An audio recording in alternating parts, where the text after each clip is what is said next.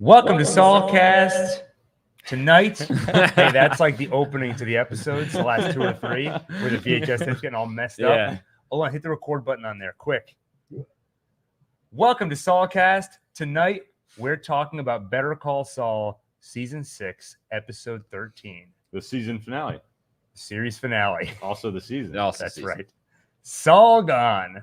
This is our raw, immediate reaction to the episode. We just watched it. We've probably finished about 20 minutes ago. And of course, there's a lot to process. As always, we'll do our full recap and analysis later in the week. But I think more than most episodes, we have a lot to process between now and in that full recap. Yeah. But we also have a lot that we're burning to talk about right now. Let's get into it. But first, I'm Gil. I'm Adam. I'm Daniel. I'm Alon. Let's get into it. I'll start with, I'm going to pass it over to you, Adam. And this is going to be a big question. So feel free to just punt it right back to me. But how would you describe the ending? Like if somebody said, well, how did things end for Saul Goodman? How would you respond to that question? It was the happiest possible ending given the corner he was in. In the end, he got what he wanted, but it cost him everything. Right. Yeah. He seems to have unburdened himself, right? All the things that we've been saying he needs to address. He needs to address his role in Chuck's suicide. He did that. He needs to address his role in what happened to Howard. He did that. He needs to acknowledge his role in everything that happened with Walt, but not in a prideful way of, that was all me. Yeah. He needs to actually address what happened there, and he did. He even went a step further and acknowledged that the Saul Goodman persona was a mask. Yeah. Right? He said that Kim had the guts to pick up and move, but really I was the one who ran away. He took the subtext and ripped it up and put it out on the courtroom floor. Yeah. And you got that moment with the exit sign. That's Gus's ghost looking down at him. Chuck's ghost. Oh, yeah. Yeah, kind of like the resurrected Wallow, buzzing around Walt and Jesse. The fly, yeah. And to your point, was this the happiest possible ending? Well, he seemed content at the end, right? Would you say? I think he was sort of as content as you can be. Like, I think he was deeply sad and like longing maybe to be free and to just be with Kim. But in a sense, he is with Kim, and that's the best he could have hoped for.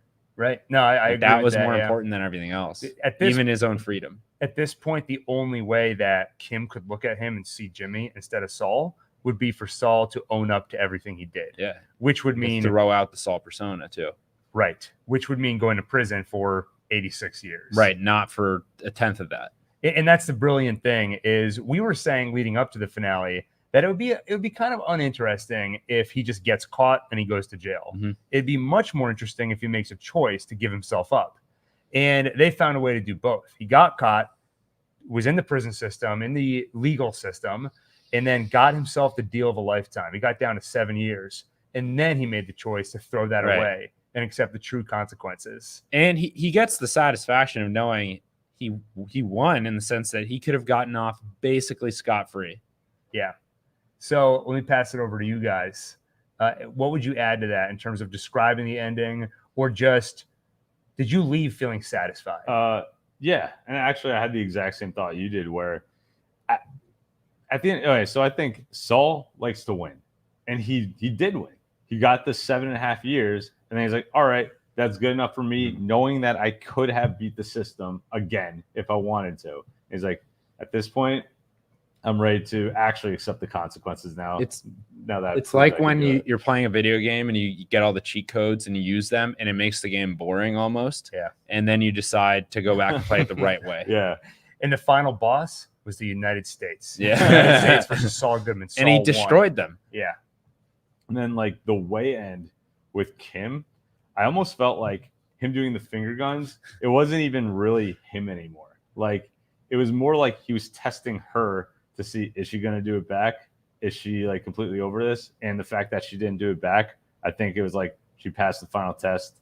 She really is completely over the whole Giselle phase. I saw that. Interesting. I I saw thought- it more as like a wink, wink. Like a little joke. Yeah, like Yeah. even though he has a lot of regrets Yeah. about everything that happened, he still cherishes the time they had Mhm. together. That too. It's Yeah, something I they do think shared. it's kind yeah. of both, Yeah, personally. yeah. No, I don't think anything on the show is as simple as Yeah. this equals this. What about you, Dale? Anything to add? Just immediate reactions to the finale. Yeah, I think it was really satisfying. I do feel it was very heavy. Like I feel like I'm gonna need to process it for a little while, especially having them read out all the counts of Yeah. like things he's guilty of, and then bringing out the two widows and all this. Like it's hard to feel good about Jimmy at the end of this, even if like I agree he sort of got the happiest ending he could. But it's heavy. It did feel silly. Like, let's all put our costumes back on. Yeah. It was all fun and games. Yeah. And now Saul Gone. It felt like a direct response to every live stream we do. Somebody invariably asks the question, wait a minute. What crimes did Saul actually commit after all? Well, there you go. Money laundering for one, and accessory to a lot of murders. Mhm. And look, not for nothing, but he helped a meth kingpin rise up in the ranks and destroy countless lives. And I thought, so they talked years ago about bringing Marie back, because anytime they're going to have a character show up, they talk about how they have a board of all the Breaking Bad characters, and do we have one that would naturally and organically fit this role? And at one point, they almost had Marie show up, possibly back in season 1. I feel like it was the doctor, actually, who was recommending that Jimmy have... I could be mixing stuff up. I think she was supposed to show up early on, and I almost think that would have taken away a little bit from her appearance here. Because I was really surprised to see her. Yeah, and she ends up being really important because it takes... I mean, we gloss over Saul Goodman on this show. We spent so little time in that era of his life, and this just makes all of his crimes very personal. It's no longer a logic question of what did he do wrong that would get him in trouble with the law. It's here are people whose lives he's destroyed. Here are people who are suffering from the lives that he was an accessory to taking away, right? So I thought her appearance here was pretty incredible. Very well done. Yeah. There was another pretty amazing cameo in this episode. Walter White. Yeah, that was great. Ruined by the bald cap. I couldn't focus. No, I'm just kidding. I guess before I go into what I thought about it, Adam, Walt's appearance in this episode, what did you think? Well, I thought it was great. I mean, you hit the nail on the head. You completely called it, that we're going to see them together in Ed, the vacuum cleaner guy's basement, right?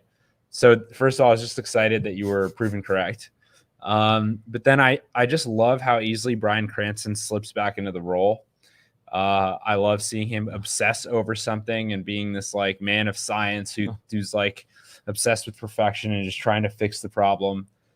Even when he's like this, he lost completely. Like he's fleeing and he's losing everything he has, and there he is just obsessing over this igniter thing in the heating system. In the phrasing of Saul's question, he's Yeah. like, Oh, he hates people beating around the bush. Just ask, Yeah, do you have ask regrets? about regrets. Yeah, and that opens up the whole. I mean, between that, I love seeing Saul kind of looking for this sort of conversation from two different people. Two people who there's no way they're going to give him the answer that he wants, or people who are never going to have a very humane or compassionate answer either about regret and about changing the past. Because you're talking to Mike, who's like a broken man, and you're talking to Walt, who has a broken brain. But seeing him struggle with regret, with the past, thinking about the idea of a time machine.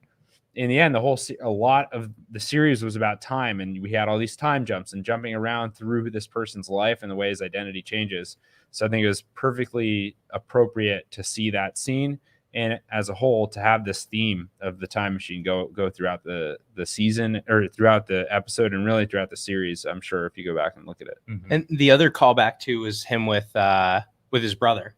Right. That was the other scene where he like discusses Never too late regret. to change your path. There was something in all three of those flashbacks. To me, there was something striking of like Jimmy just seems so innocent in each of those scenes, because he just seemed very like sort of pathetic.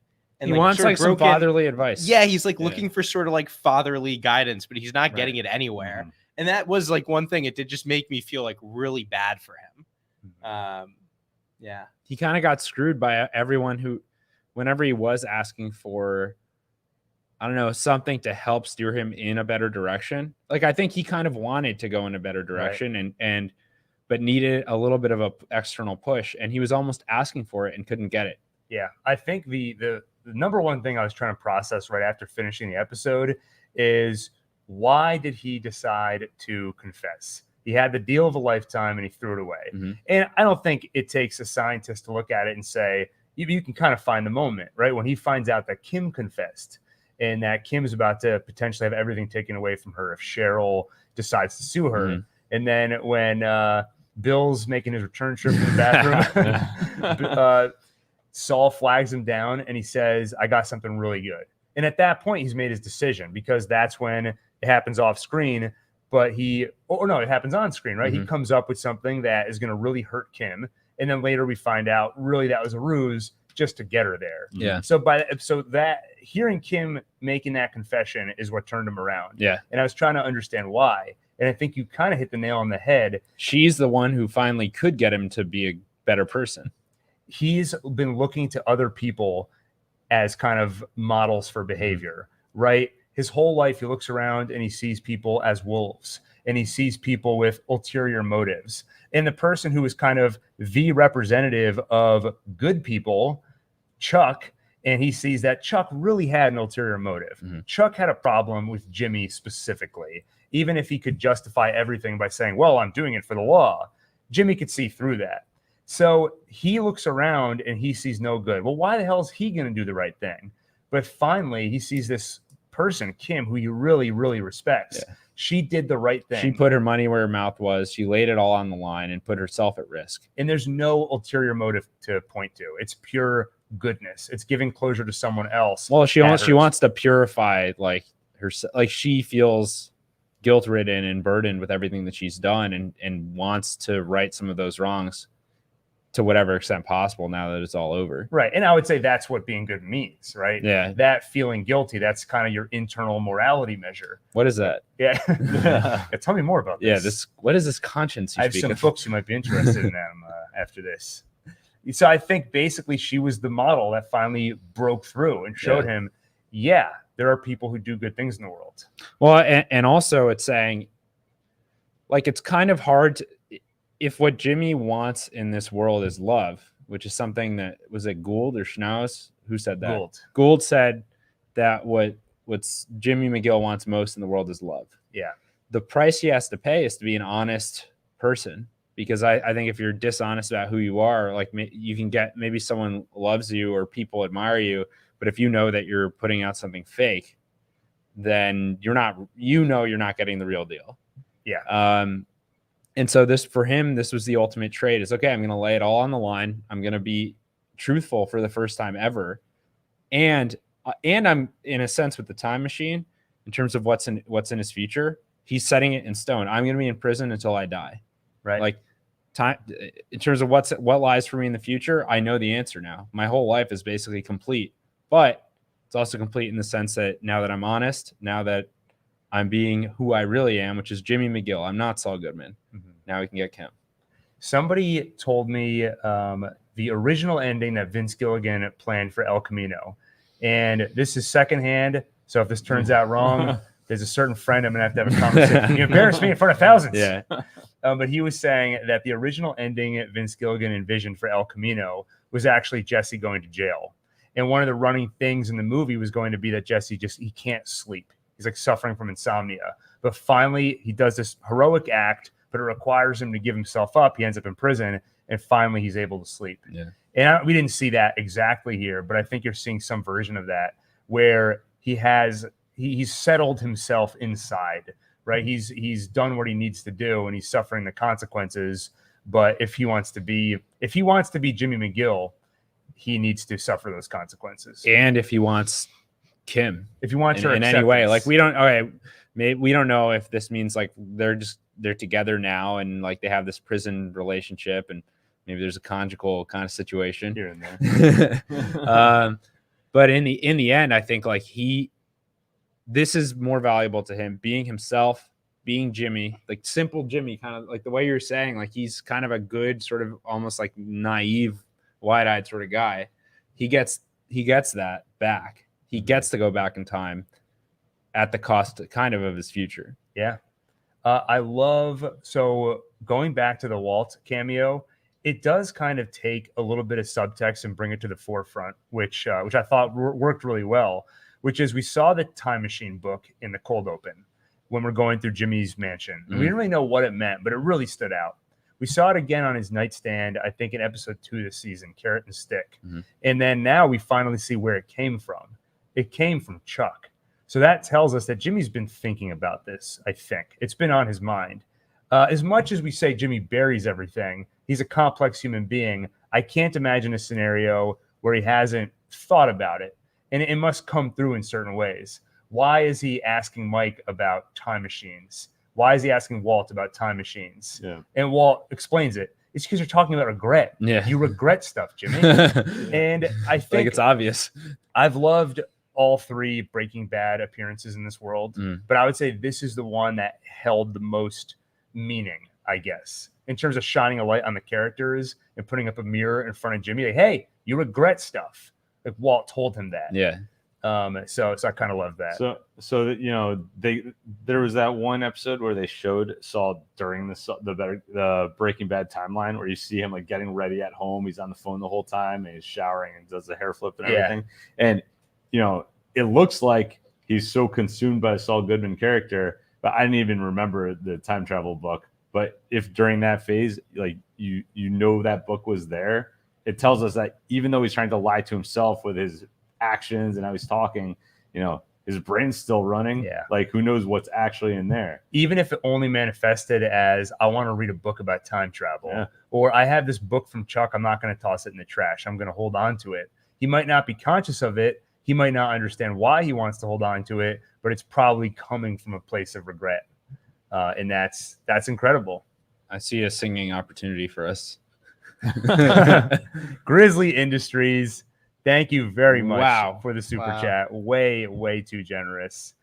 And now the end is near, and so I face the final curtain. My friend, I'll make it clear. I'll state my case, of which I'm certain.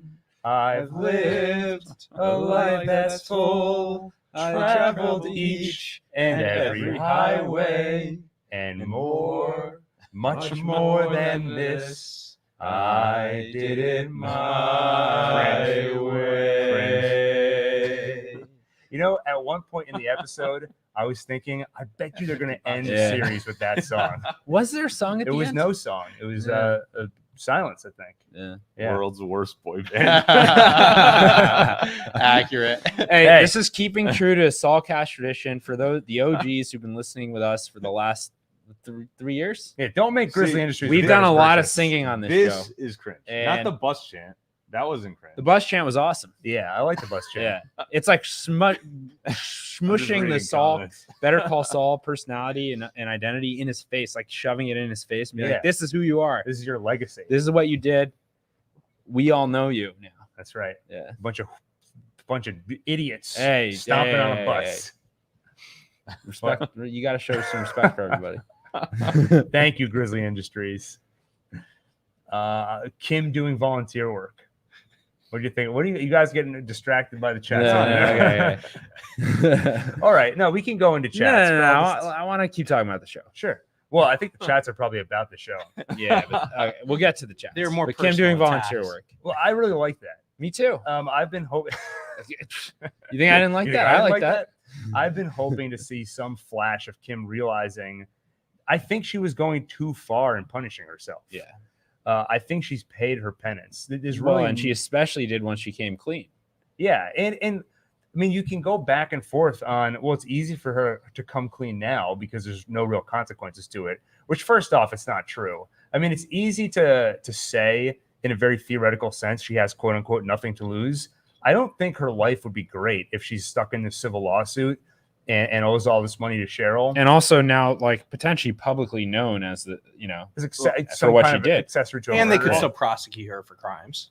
Yeah, I mean, also, she has all these lawyer skills that could actually could be useful for people that need it. And by not doing law, she's not like, obviously selfishly she wants to perform law, but by not doing it, she's not just hurting herself, she's also hurting all these potential clients. And I mean, she's one of the greatest lawyers out there. She's hurting all the people she could help. Yeah. And I don't think it's out of the question that she becomes a lawyer again at this point. I think we saw the first seed planted of, you know what, I can help people. I can go back to the thing I wanted to do most with my life.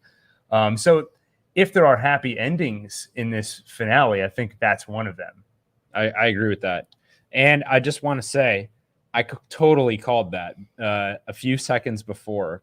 I forget exactly the scene, but we see Kim standing more upright or something. And I'm like, she's back. Yeah. I was like, she's back. That's right. It's like she's Kim again. Yeah. And then the next scene, she's walking into the law office, like asking to volunteer. I think actually, to give you even more credit, I think it was that very scene. Basically, the scene opens, Kim's standing there, and you called it the way she's standing. Yeah. That is Kim Wexler. Mm-hmm. And then it get to a wide shot. You see she's there in the legal services, and I'm like, she must need some legal services. Yeah. But you were much more astute, and you were right. She went from this like kind of hunched like that. That's the way we've seen her, and it's like pathetic and sad to look at this once strong character that way. Making but in herself this scene, as small as possible. Yeah, but in this next scene, she's just like up like that, the way we always known her. Yeah. So Gil, there was something we've refrained to talk about that we heard at the premiere at the Tribeca Film Festival of the first episode of the second part of the season. Yeah.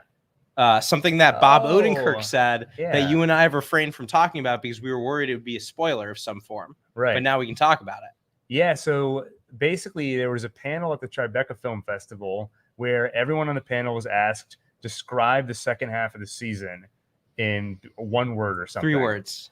Okay, I thought maybe it was one. Oh, it was one word. Yeah. Saul was like, in his Saul Goodman way, was like, I'm doing 3 words. And he said, what, a new life? A new life. Yeah, which I guess a new Is life. that life in prison. In prison, a new life in prison for him and a new life for Kim. 3 words. Life in prison. Yeah. You don't know what it means. You have no idea. That was his way of cleverly winking at the audience. He goes, it would be a shame if he didn't end up in prison. That's all I'm going to say. That's all I'll say. The other happy ending was the amount of Bill Oakley that was in the that was awesome. Amazing. That well was earned. I really thought, we've been saying it, we said it a few hours ago, but all these supporting characters have gotten these great farewells. I figured the bench was the Bill Oakley farewell. Yeah, like, me okay, too. he's a district It's like attorney a little now. homage to him. He's going out on his own, but he was a We should have called that. Yeah, though. When we learned that he switched sides, he now represents criminals. Of course, he's like Jimmy or Saul is going to call him up and be like, "Hey, you want to defend me?" Yeah, it makes total sense. Yeah. And I mean, one thing, I think, Alon, you said this while we were watching it, but you said something like, I love how much of this they're showing us, because I feel like the lazy way to go is Saul turns himself in, he gets arrested, the end. But they put him behind bars. They put him into the legal process. And it was so fun to watch all of that play out. And see him, I mean, we already kind of talked about it, but see him manipulate the law one more time. Yeah. And it was the boss level. Saul Goodman versus the United States. Yeah. And all he has at his side to help him is Bill Oakley. Yeah. That's like when people try to like play an RPG game being like, I'm going to beat the whole thing without leveling up. Right.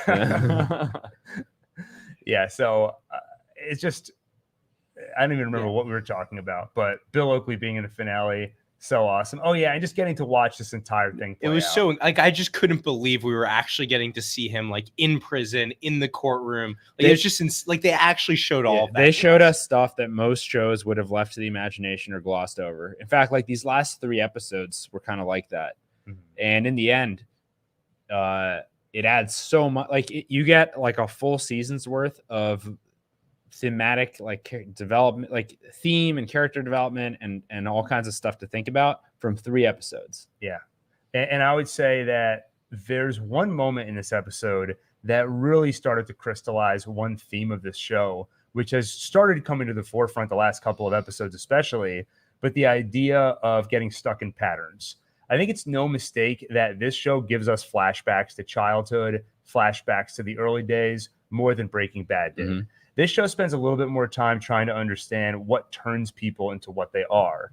And these last few episodes, we've been seeing how tragic it is, the way people get stuck in patterns, prisons of their own making. And we had a few very powerful images. Mike behind the fence talking to Nacho's father when Nacho's father tells him, your gangsters are all alike. Mike is in a prison of his own making. And then in one of the last shots of this episode, it even looks like Jimmy and Kim are both kind of the same in prison. kind of shot, yeah. And there's that one moment where in the flashback with Chuck says, we always end up having the same conversation, don't we? Yeah. And that was just heartbreaking because both of them recognize that they're stuck in a pattern. Chuck says you can always change. And Jimmy says, well, when have you changed? So they both know we should change, but neither will. And they can even acknowledge, we've had this conversation so many times, they can acknowledge they're stuck in the pattern, but they're powerless to stop it. And to me, we've watched a lot of content that's about like time loops and stuff. And in the end, this is basically the same thing. And like the finale is Saul learning how to break the freaking wheel. That's right. You know? He found the loophole. Yeah. By the way, the shot of Chuck when he said that line, the lighting was really weird for that shot. I felt like he looked dead. I don't know if anybody else had that reaction. Well, I mean, partly it's because it's lit by lantern. You know, he can't have any electricity. But the other shots didn't look the same as that. It was like that one particular I couldn't one. tell if the actor, like, if it was just that he'd aged a bit, or if it was hard to think, like, did he always kind of look like that? I think he probably did. I think they couldn't get him. It was just a still image. Yeah, there's a cardboard cutout that they were like, gee, Jimmy, we always end up stuck in the same pattern. No, I do think, Daniel, that life kind of drained from his face. Yeah. I definitely noticed, like, whoa, there's something there. Because I think he was hurt. Yeah. And I think he recognized a lot of what I was just talking about, where he saw the tragedy of their situation.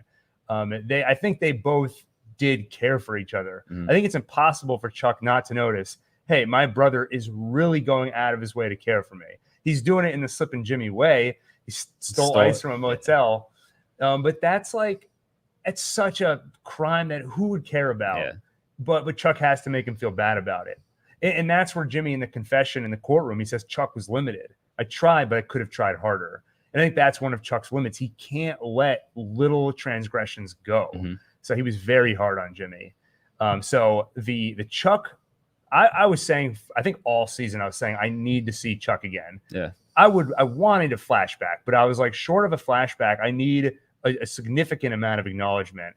I'm so glad we got the flashback, and I thought it was so powerful. And I love that it was such a, it was the Walt flashback and the Chuck flashback were both two puzzle pieces that fit together. You know, one shined light on the idea of the time machine, and then the other, the Chuck one, shined light on the idea of getting stuck in these patterns. You know, and in a sense, like both Chuck and Walt are people with severe obsession. And so is Jimmy, so is Kim, so is Jesse. Like they all like this. Both of these series cover obsession into like a wide degree. Yeah. But so I think seeing like Jimmy struggle up against his own brother's inability to like get out of this loop, and then their own relationship in a similar sense, for him to finally confront it publicly, talk about it.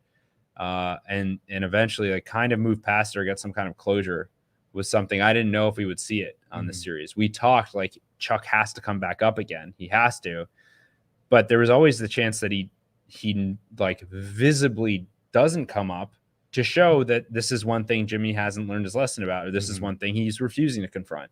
Yeah, but he did. And I think I said, would you call this a bittersweet ending? Yeah, I think that's what we were hoping for. I think a happy ending wasn't really in the cards, especially considering I do think these writers care a lot about morality, and they care about what they're saying, and not in a cheesy way, but the message they're sending.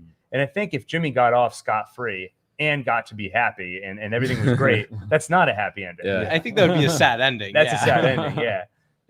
There was no way that Saul could become Jimmy. That's the happy ending. But for him to become Jimmy, he has to face consequences, right? So I think bittersweet was the best he could hope for. I did say a couple times in previous Saulcast episodes, the only way we can have a happy ending is if Jimmy and Kim get back together somehow. And I was rooting for it this whole time. Yeah. And it worked out. That's like, I mean, I really smile. Yeah. Well, like legitimately, like that's what I wanted to see. I wasn't watching this show as like a romance or as like a love story. But by the end, they turned me into someone who was watching it for that Who reason. saw that coming? I know. Breaking Bad follow-up. It's the ultimate Prequel love / story. It's a love story. Yeah, which it really is. is actually we're going to go through super chats momentarily, but I saw one that said it was a love story after all. Yeah, and Breaking Bad was a love story between Walt and like his own creation, like his baby Blue, right? And this was a love story and real love story because it was between two people. Yeah. Like Walt died in the lab, like he like touched the metal of like one of those giant Bunsen burners one last time before leaving this little blood stain and falling to the ground. Yeah. And in this we see like across it's not just a fence, it's like this huge gap with all this barbed wire and stuff. You see them exchange like one last glance. Yeah. And presumably, they're gonna see each other again, but like they both end with people united with the thing that they love. Yeah. And in this black and white world, there's a little bit of color in Gene's life now between him and Kim. Right? The cigarette. There was right. color, right? Yeah, definitely. You weren't hallucinating. Guys, I think I need healthy help. part of his life there. What'd you say? Just saying, the only thing in color in his life is a cigarette. I wish I really wish I said this in the pre-finale like stream earlier today, but I was gonna say like we might see them smoke one last cigarette together. Yeah. I wish I said that. Hey, you know what? It doesn't matter if you didn't, because I believe that you were thinking it. I was. Too. Yeah. Thank you. I was thinking that probably Jim is going to end up in jail. Yeah. Do this one last time. I didn't say it, but trust me, I believed it. I guess let's cover some chats. Right there. Any other thoughts you want to? I'm sure more will come up as we go through the chats. Yeah. So chat time. Let's do it. Let's do it. All right. Let me scroll way up. And first off, Guillermo Brito, thank you for the 100 ARS, and really appreciate it. Australian, Australian Shepherd. Those are cute dogs. They are. Yeah. Mr. Argentinian pesos. Argentinian peso. I knew Better that. 'Cause I looked it up call last Saul. time. Better call Saul. And then they did. I forget the exact beat like that they did afterward. Yeah. I did not think that was cringe. I thought it was awesome. Yeah. Oh, apparently when we were singing and people said cringe, somebody clarified all caps. They were not saying cringe at us. Oh, wow. Some But people now, were. No, they weren't. It was all about the chant. Okay, you're right. It was all of it was about the chant. It was all about the chant. No, listen, I thought it made sense. Like a lot of these people are like degenerates. They used either Saul or people like Saul to help them out. Oh, when they they're help. innocent until proven guilty. Yeah. Weren't they on the They're- road? Yeah. They're going to prison. No, I mean he's literally like a celebrity then. Will says, I thought they were going to flip the bus. That's like our Will. Oh, that was our Will? Yeah. Oh, that's He's in awesome. the chat. Yeah. Hey, Will. All right. Randall Walsh, thank you for the $4.99. Mike earnestly answering the time question was really quite touching. Unlike Breaking Bad, this left me wanting for no more, like a pork chop with a big potato. The greatest compliment you can give anything. I agree. I've been saying this for days now, but because this show has really been easing into the finale, Peter Gould said it going into the season. He doesn't think of this in terms of there is one episode that is the finale. You are watching the finale right now. You've been watching it for episodes now. You don't put all that burden on 1 hour of television. And I think that's why it was as satisfying as it was. Yeah. I did not expect that we'd get more from Mike, especially after his last appearance, which really felt like just a fun cameo. Came in with the sunglasses, called Walt Betamax. I really thought that was it. But I agree. It was very touching, this appearance. Kind of reminds you of how Will and his family were big on HD DVDs during the HD DVD Blu-ray war. I remember that. I bet wrong there. Yep. I hope Saulcast leaves you wanting for no more either, like a couple of Nutrigrain bars. Well, I hope it leaves you wanting for more Saulcast. Yeah. By the way, in Mike, in the memory with Mike, what was the first date he brought up? Was it the date he got revenge, or was it the date his son was murdered? Oh, I got to rewatch it. So I don't remember. I thought that was really interesting though, because he picked some like more recent date, but then he went even further back. He says it was the day I accepted my first bribe, or he just brought up this whole theme of like it was the first time he just sort of allowed this immorality into his life. I think, and we see how that spirals with everybody. as I think I was so distracted when he got asked the question because I was thinking, I bet he's going to say the first time he took dirty money because I figured they were setting up. I mean, it felt like this was that whole Bagman scenario is what led to the Bad Choice Road conversation. Yeah. And at least for us and like in our discourse around the show, that's become the metaphor of the show. Who's on Bad Choice Road? Why are they on Bad Choice Road? So once we were in the Bagman scenario and they're talking about regrets, I figured he's got to go to, when did Mike take his first turn onto Bad Choice Road? Wait, who introduced the Bad Choice Road idea? That Mike introduced it, but it was Jimmy's incorrect paraphrasing when he was trying to say, Mike basically said, you make choices and you end up on a road. And then Jimmy went home and he's like, Kim, you're on a Bad Choice Road. Yeah. But I love that phrase. Mike S. Too kind. Thank you for the $20. Love you guys so much. Thank you for letting me have extra insight into this show and for entertaining me. This episode was like a short film. They truly are geniuses. Hope you enjoyed tonight as much as me. And then 3 little Daniels with party hats. Mike, thank you. I think we enjoyed it. I would say I enjoyed it tonight. You guys enjoyed amazing. the episode? Yeah. It feels like a pork chop and 2 potatoes. That's how satisfied I am. I feel a little sick actually. You're like Bill on the airplane, Yeah, running back and right. forth to the bathroom. It was as good as the pizza we ate during it. Yeah. Mike, thank you so much. And a couple things I want to say here. Speaking of short films, if you want to see a great short film, if you're really just upset that there's no more Better Call Saul after this, when Breaking Bad wrapped up, we had that pat in the back that said, "Don't worry, Better Call Saul's coming. Right this around is the over. corner. Yeah. No spinoff." Wrong.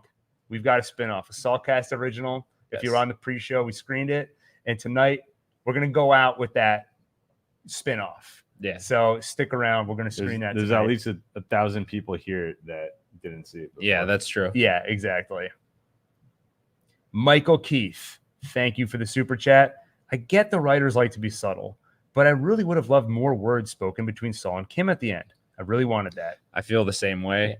I don't disagree with their choices.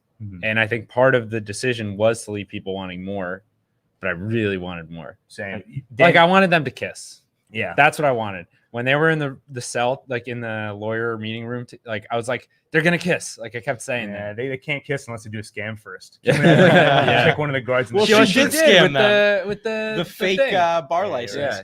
I was gonna make a joke saying, truck drove in the way so we couldn't hear their conversation. Oh, yeah. But then it made me remember when Saul was in the courtroom, like confessing to everything, and it zoomed out and we heard the buzzing of the emergency sign. I thought they were about to do that thing again. Me too. Where we don't get to hear him. Yeah, same. I will. Sorry, go ahead. No, go ahead. I want to point out,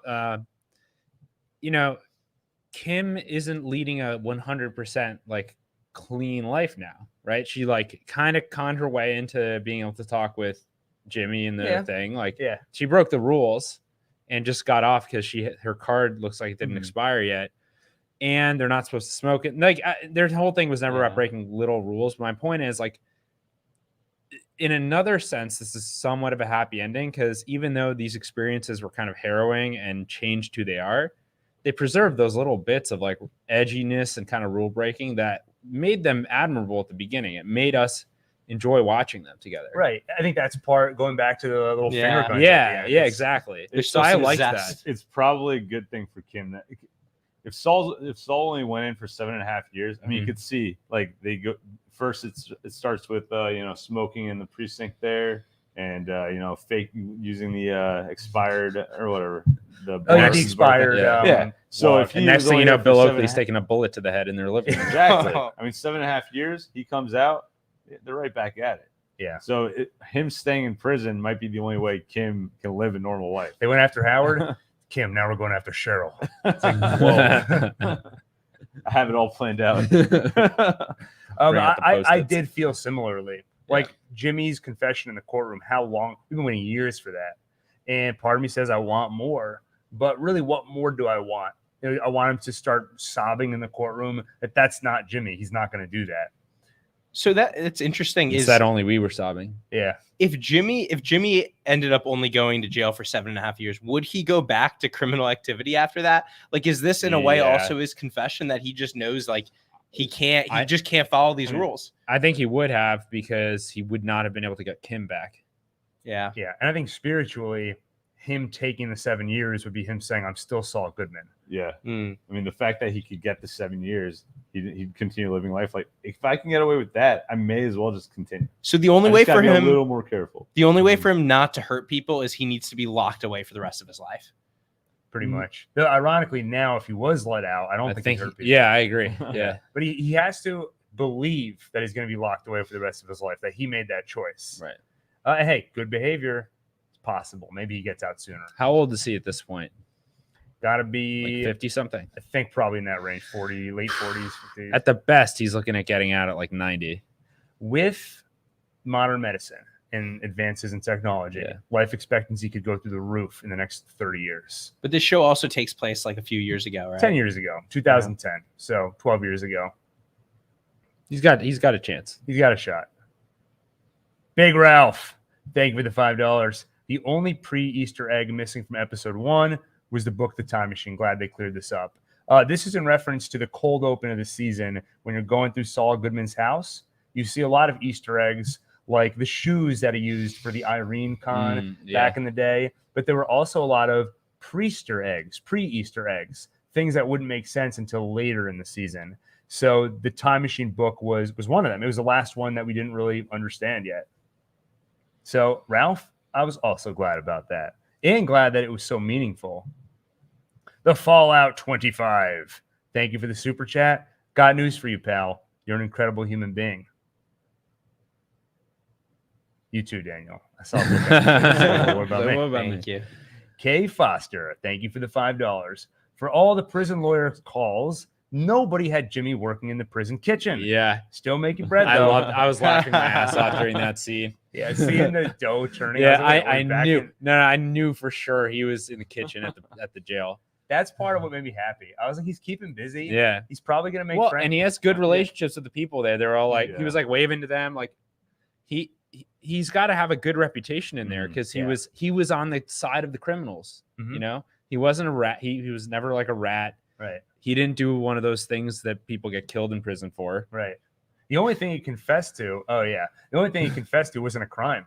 It was like, I made my brother kill himself. That's not a crime. I can easily do that, and it wouldn't be a problem. Wait, back to the dough for a second. If you spoiled the finale for me, there you go. Yeah. Why was his first call in jail to the Cinnabon? He just like at that why didn't he call Bill Oakley first, or did he like sort of give up at that moment and then ungave up and then gave up again? That's a good question. That's Yeah. going to take some thought. Yeah. Part of it, I think, was just perfect chance to like make him like kind of similar to Gus in that sense of like he's like I don't know, he's just trying to be responsible.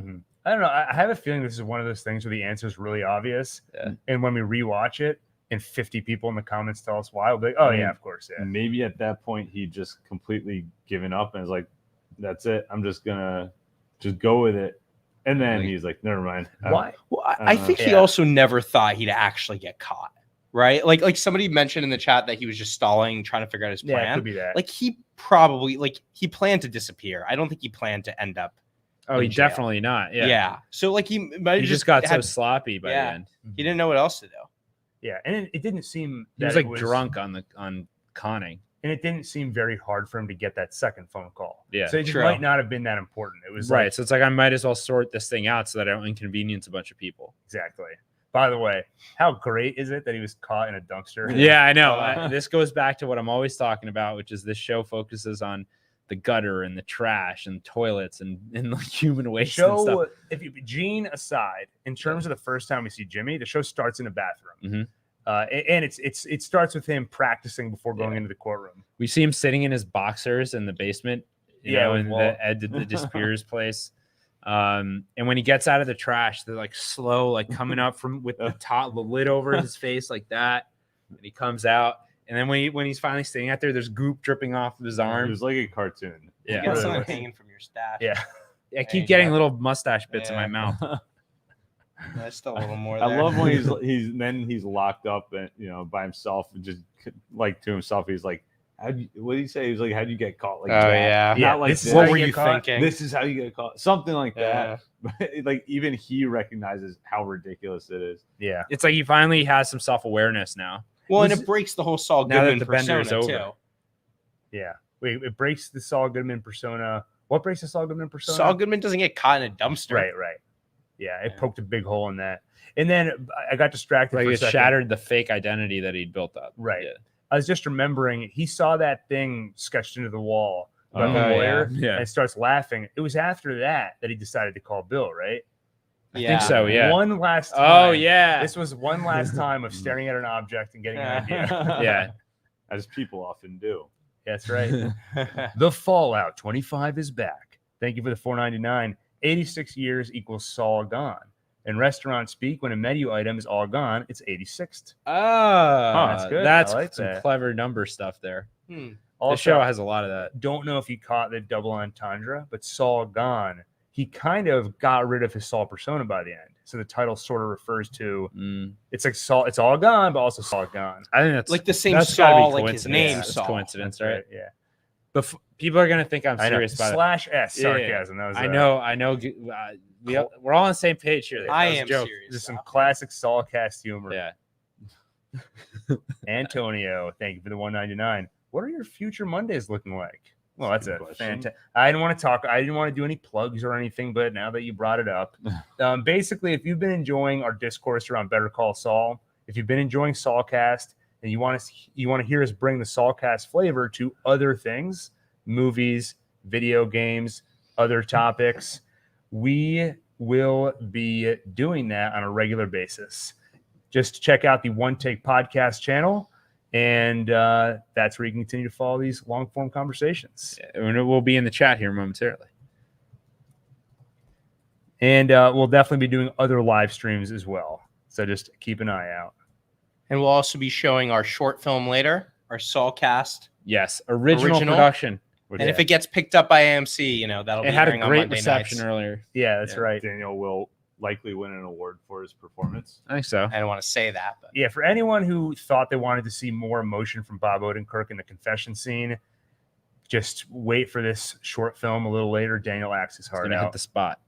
Grizzly Industries is back. Thank you for the super chat. And he's shared some more lyrics from My Way. And For what? And I don't know how to. we'll have I just don't know the you're lyrics. that sure when deeply. people said cringe, they weren't talking about our singing, right? certain about it. Definitely Yeah. not talking. And we'll do our own little private karaoke later. Yeah. We'll sing this together. Grizzly Industries, you're an For amazing what is a person. man? Thank What has he got? If not himself, then he has not. Oh, it's gone. you. Okay. Yeah, I don't know if people want to hear Yeah. like a spoken word like beat poem right now. For what is a man? Big Ralph, I thank was you for the enjoying super it. chat. Well, Jimmy and Kim sharing a Yes. cigarette while leaning against the wall, straight out of episode 1. Yeah, and I was really hoping to see something like that. Yeah. It's where they all started. That's when Jimmy is regularly visiting HHM and demanding a payout for Chuck's share of the business. Jimmy's saying, look, Chuck, allergic to electricity. He's never coming back to work. Give us his share. And Chuck says, no. I am going to come back to work. He's got egg on his face now. But Jimmy was so annoyed about all that. Fire on his face. He's got worse than egg. Yeah. He was sharing a cigarette with Kim in the parking garage, and he basically asked, can you help me? And before he could even get the question out, she's like, I can't. But that was kind of the first time we saw that the two of them had some kind of relationship together. So it was a very nice callback. Whoa, what is this? Thank you for the super chat. When that one prisoner said it's Better Call Saul, that broke down in tears. Is there any other show that just has people chanting the title of the show in the finale? Well, I also like when he's like, it's Saul Goodman. It's Better Call Saul. You know? Yeah. Imagine in Breaking Bad. Breaking Bad. That would be cringy. Yeah. See, at least in this reality, I mean, this is totally believable. He has all the YouTube- commercials and stuff. Yeah. It's very possible that in that reality, there are Saul Goodman memes. 3D Right. Saul Goodman, the one that we have, could actually exist in their reality too, Mhm. because those commercials would go viral. Right. After look at these They have cheesy YouTube? commercials from this guy who became like a wanted criminal. Exactly. Yeah, they have YouTube. We know that for a fact Yeah. because Marion was watching it. Bob Kavacki. Thank you for the super chat. The Chuck scene was so devastating. These brothers wanted to be good for each other, but their flaws got in the way, and it destroyed both of them. Let that be a lesson to you. Well, Chuck could have just let Saul do whatever. I mean, really, Chuck's the one that wouldn't let Saul do what he wanted. Well, but what Saul wanted to do was a bunch of bad stuff. He was stealing ice from every motel between here and Timbuktu. Sure. I mean, all I'm saying is Saul only interfered with Chuck because Chuck was there interfering with Saul. Yeah, Chuck knew Jimmy since he was a kid, and he knew that Jimmy was of complicated moral fiber. Right. Jimmy stole from their father. Yeah. There's a question of did he steal $14,000 the way Chuck accuses him? But he did steal from their father. Right. And Chuck understands the power of the law and like how much of an impact it can have on people's lives. So I think he was right to be afraid. But instead of using that fear to let him try to help Jimmy mature and maybe grow and be a better person and a better lawyer, he used it and hung it over his head and helped like bolster his own sense of superiority. Yeah. Which just drove like, he neglected the fact that Jimmy, despite all of his flaws, is still a really talented and capable person. And it didn't occur to him that by suppressing him and pushing him down, he could end up creating that chimpanzee with a machine gun. Exactly. As Kavaki said, they both had flaws and it destroyed both of them. Yeah. And to me, the most tragic thing, like we talked about earlier, but to see them acknowledge that, or at least see Chuck acknowledge it, how many times we had this conversation. It's a gut punch. It's a metaphor, Daniel, for when something really makes you feel bad. Org Investor, thank you for the super chat. Thank you guys for years of awesome work. You made this an incredible ride. Quite a ride. The ending was very satisfying. The cigarette light was in color, maybe color coming back to his life because of Kim. 100%. Yeah, absolutely. Right? Color coming back to both of their lives. To my life, because this is all I've wanted for years now. And, well, you have it. Yeah. There's nothing now left it's now. over, though. Yeah. In the Howard death scene, the candle did go out, right? Fully? Like the candle got blown. Did it eventually go out? I don't recall the candle going out. I just remember remember it flickering. flickering. Okay. Well, if it did go out, symbolism and the fire coming back. Yeah. Just there kinda you There's a go. lot of symbolism there. Oops. Oh, I just dude. sprayed hot wax everywhere. Yeah. Oh, you actually didn't get any on me. I got it all over my hand. Oh, nice. Grizzly Industries. Thank you I'm for an the super idiot. chat. Jimmy went to jail for all these charges, but for the biggest charge of all, the release of his childhood autobiography, Slippin' Jimmy. Actually, Adam, this is something I wanted to say to you. Like, you could actually get the ending you wanted. I mean, it's not on screen, but he's in jail. Who's to say he doesn't become a media sensation? This is the ending I want. I want him to write a book about his life, just like this comment is suggesting, and to like end up getting that fame and popularity and adoration that he's always wanted. Yeah. While doing it honestly. Right. And he could help people. That's I mean, true. I do think that ultimately this ends up being a sort of cautionary tale, right? Don't get stuck in these patterns. Don't turn your brother into I'm sorry, I'm just so distracted watching Forget the candle. this thing happening over here. I'm done with that. There's a lot of cautionary tales rolled into this whole series. Don't get so wrapped up in your work that you forget about your personal relationships and you end up being a Howard or a Chuck. Don't go to someone's apartment when Lalo's coming. Yeah. That's an obvious If a one. candle flickers, get out of there. That's right. It's a bad sign. A lot of cautionary tales. And if Jimmy wants to feel good about himself, I mean, he could literally tell the cautionary tale of his life. And people would listen. It's quite a story. It's also just a fascinating story. Yeah. Exactly. So he could easily write a book called Better Call Saul. The Saul Goodman story. David Pug, thank you for the super chat. No, I thought David Pug was still part of the title. Just finished BCS. Pew. That looks like Pew to me. Oh, probably. Me too. Also just finished BCS. I bet that Walt guy is a role model and kind-hearted. Hope he gets his own spin-off. Nah, in all seriousness, love you guys and your dedication to us and the show. Beautifully tragic ending. 10 out of 10. Nice. Yeah, I agree with all of that. And thank you.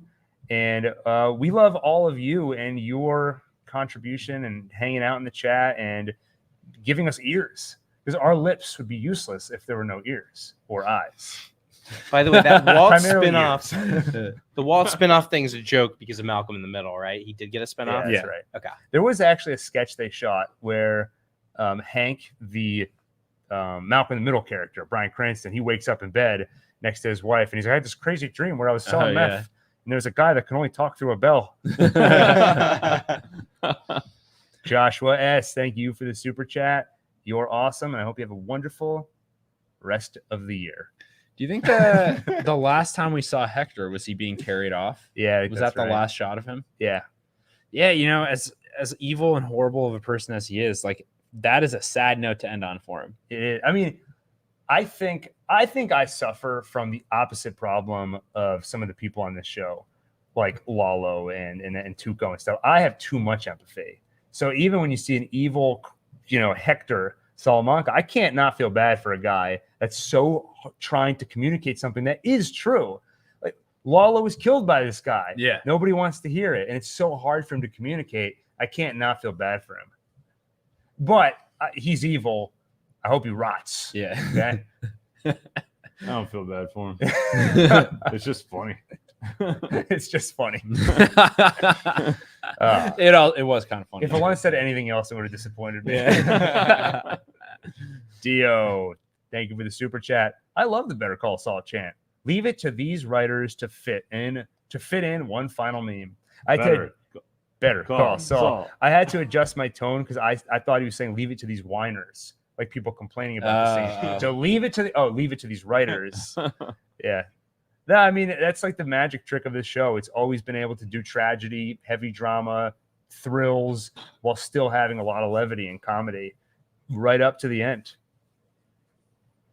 Joshua S., thank you for the super chat. We'll miss Saulcast. Jimmy dodging the time travel question twice and then revealing Chuck's book was telling us that's the point Jimmy would go back to. I'm not sure he would go back to that specific point, but I do think in general, he regrets everything that happened with Chuck. I don't know if you could point to one moment he would go back to, but what do you think he would actually change about that relationship? Would he maybe be more genuine in his efforts to help him while also like valuing his opinion less? I think at minimum, not going out of his way to hurt him. Yeah. He wouldn't have transposed the numbers. He wouldn't have seized on the opportunity to get his malpractice insurance taken away. So at minimum, I think that was like all pride, basically. Like that didn't help. It didn't benefit him that much to do all those things to him. No, it didn't benefit him at all. I think it was essentially revenge. Yeah. He felt that Chuck was attacking him, so he wanted to fight back. I mean, if he was going to point to one regret specifically, it would probably be the malpractice insurance because that was the final domino. And also that was the one, to your point, that was the one where he didn't really get anything in return. Yeah. When he transposed the numbers, that was to get Mesa Verde back to Kim. So there was at least some motive you could point to. But going after Chuck with the insurance, that was purely petty. I want to hurt Chuck. And like he hurt him in the worst possible way, which is Chuck's someone who believes in the legal system and believes in the notion of like a court of law. And he got a court basically to declare that he's crazy. He said it in the finale, I took away the one thing he lived for, the law. Yeah. He was no longer able to practice law because of me. Yeah. So, yeah, that's horrible.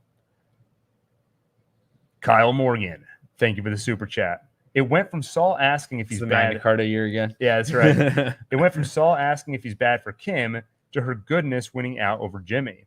I wonder if she'll bring him her cases like Chuck asked Jimmy to do when Chuck was a prisoner too in his own home. I mean, that would be really nice, right? If Kim, when she's doing her volunteer work, she might come to jail and tell that. Though I guess he's coming up with scams. Well, she flew to Omaha, right? So, I could see her moving, to be honest. Yeah. She's got nothing like in Florida. Hey, there's the yup guy. Yeah. Yeah, I mean, we're judging that guy pretty harshly. He could be a great guy. Not for Kim. He couldn't even get Mayo. Yeah. Now, is that a happy ending for Kim, though, if she moves to Albuquerque? I mean, can she romantically move on from him? I don't think so. I think we got proof of that, not just in this episode, but in the prior episode. Mm-hmm. Like, she still has this attachment to him, soft spot for him.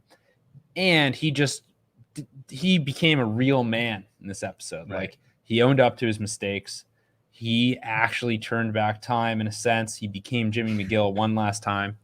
And so, like, I think he made himself very attractive to her in this episode. Yeah, I think you're probably right. And she's got nothing going on anywhere else. Like, sure, just like move to Omaha and like lead a humble life of practicing law the way you would always envisioned it. And you get to still be with the man that you love. Yeah. Yes, like he's always, for the rest of your lives will be behind bars, but like there wasn't that much more physically to their relationship aside from like the actual purely physical component and just like hanging out together and talking. They can still talk. Like, it's gonna suck, but I think that's probably the best she can do romantically in this lifetime, unless she's somehow able to move on. And it's only gonna be harder now than it was before. So who would have thought that curmudgeonly Adam, always angry all the time, he would be the romantic of the podcast? No, I do think Chicks though love that. it's hard to say can she move on or not, because she really hasn't been Kim Wexler for a long time, for years, right? Yeah. And now she is finally seemingly at peace with herself. She's allowing herself to return to her passions. She's allowing herself to do that volunteer work, get back into the legal system. So we are looking at a new Kim. So although, yes, at the moment she doesn't have anything else in her life, I do think if there were ever a time where she could move on, I do think now would be that time. Though I do see your point, though. I think I'm being an optimist here. I think you're being a little bit of an optimist. I don't think you're necessarily wrong. And I agree with everything you said, that this is the first time in about 6 years plus that she can look at Jimmy and feel love. Mm-hmm. I mean, she probably always felt it, but she can now feel it without the caveat. Without all the reservations. She's not looking at a husk of a human being, of someone that used to be Jimmy. And she can now look and she can see Jimmy. Yeah. Now, someone mentions we don't know that prison was in Omaha, which that's right. It's probably in Nevada. Or where's Albuquerque? I thought it was in Albuquerque. New Mexico. Right. Yeah, that's right. Yeah. They brought him back to New Mexico for the trial. Right. It's a federal prison, Hold so I guess on. it could be anywhere in the country. It was ADX Montrose. That's what I thought, but I looked it up and it's not real. Oh, okay. The Alcatraz of the Rockies. So it's the Rockies. So it's Colorado, yeah. Okay. Well, there you go. Wait, is it real? The Alcatraz of the Rockies. Yeah. ADX Supermax, Florence, Colorado.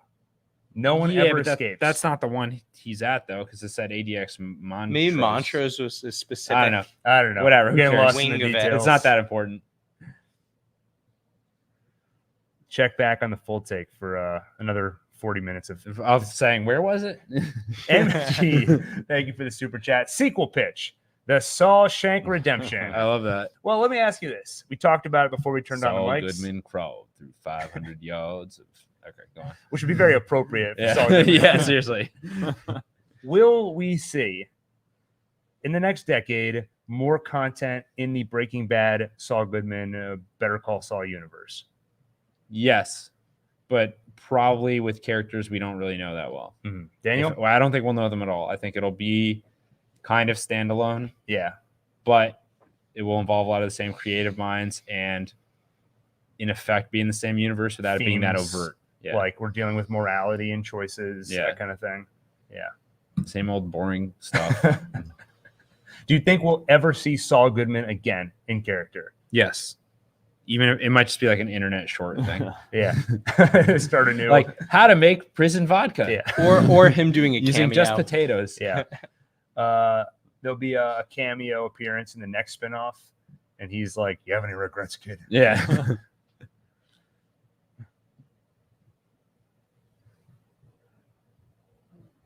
Scrolling here. Just scrolling. Keep scrolling. Thank you, Intensity Delicious. Bill Oakley got held up, needed to go to the bathroom by Jimmy. Intensely. So read the comment just again. one Bill more Oakley time. got held up needing to go to the... Yeah. Yeah, this is not the first Classic. time. I we've love seen that. Jimmy. Yeah. it. Yeah. It's also classic Bill. Yeah. Exactly. Classic both. Andrew Smith, thank you for the super chat. Jimmy, Finger shot Kim. This is in when we were prison. discussing Not that he good could get out behavior. earlier for good behavior. Oh, yeah. He's So doing finger it's guns like in saying jail. bomb at an airport. Yeah. Yeah, I don't know. Given the things that happen at prison, I feel like this isn't going to harm you too much compared to the what else could go down. Someone threatens to blackmail him. Yeah. I saw what you did. Yeah. Dash, my old friend. Thank you for the super chat. Psychedelics. mushrooms, and MDMA Our breakthrough therapies reaching patterns. Oh, I okay. see. Thus far, haven't been able. MAPS. Yeah. This So is okay, actually MAPS true, is right? like the psychedelic research group, and like Johns Hopkins is doing a bunch of research on these drugs. Ego death. Yeah. Heard about this. Ayahuasca. Yeah. Yeah. Tune into the Patreon. Maybe we'll talk about Here's this kind of stuff. some stories. Yeah. If we With get the enough machine elves patrons, and- we can all do ayahuasca together. Yeah, Patrons. live with everyone. But yeah, maybe it could be if everyone on the show just had one hallucinogenic experience or something, they would have broken free of their patterns. Can't picture Chuck doing that. Yeah, me neither. I could picture him doing it and freaking out and running through the streets wearing a Mylar blanket. That's how he got his Fear. hypo, Yeah. Tony Leon, thank you for the super chat. Love the series, the little things, the episode callbacks. But was this 6 seasons long of a story to tell? Wish I could have binge watched this season. Well, I mean, I don't know. I miss the days of watching a show week to week and all the discourse between episodes. I feel like we've lived with the show for months this season. Between episodes, these characters kind of continue to live in your mind. You think about them. You binge it, you get through it real fast, and then it's over. And I don't know if the emotions of it hit you quite as hard, because now I have known Jimmy McGill for nearly a decade.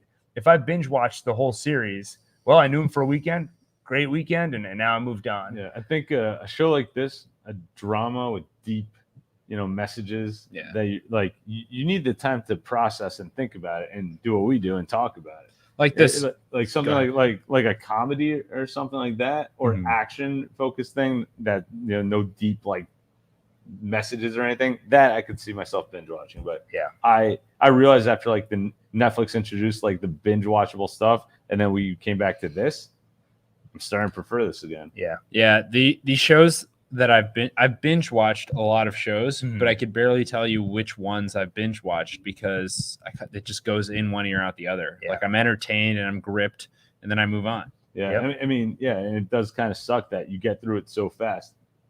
Like you just said, it's like, okay, you forget about it. Like now we've dedicated 7 years, on and off to this show, and it's gonna stick with you a lot more. Yeah.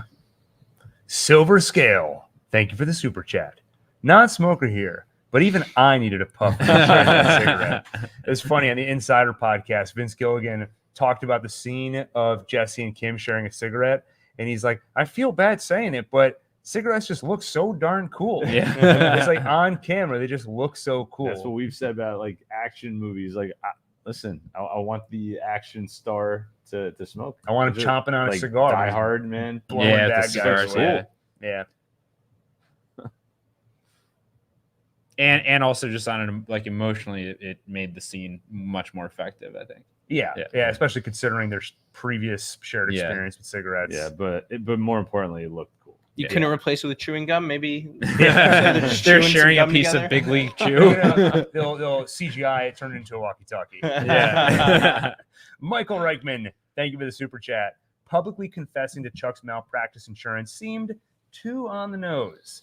What mattered more was to admit it to Kim and himself, not a courtroom.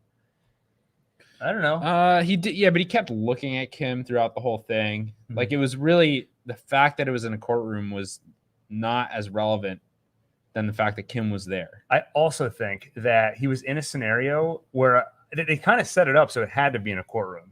I don't think he could reach Kim, and I don't think she would take his call. He had to. The whole point was he had to con her into being there. Yeah, right. He had to create that scare that I'm going to give him testimony that's going to affect Kim. And so she was in the courtroom. That's why I brought so she could hear it all. Yeah. Right. But I think it works out. I mean, they definitely wanted it to work out this way, that the confession happens in a courtroom. It's so symbolic for the series. But also, Jimmy is one for theatrics too. Yeah, true. Yeah, he loves an audience. He even had that great suit on for all. Yeah. of it. Yeah, that was great. Like that, And even through the black and white, you could tell how flashy it was. yeah. So where did he get? How was he able to get that suit for this? I don't know, how does that? I don't really know. I don't know how that whole Yeah, again, the thing works. logistics of like having your belongings in prison. I don't You know. can ask your lawyer to go get you a suit, I think. Yeah. That suit. Anyway. Well, it's all Mr. good, King, thank you for the super chat. I'm going to miss this show. Thanks for doing these Saul Lyle. I was really hoping they would play the full theme song at some point. I didn't expect them to, partially because the quote unquote full theme song is not really the full theme song. The full theme song for the show is the 10-second thing you hear in the opening. Exactly. The band that created that song, commissioned by AMC, Sony, or by this show, they went later on and expanded it. It's a good show, but it doesn't necessarily mean it's meant for this. It's a good song. It's just not necessarily meant for this show. It would have been a little cheesy.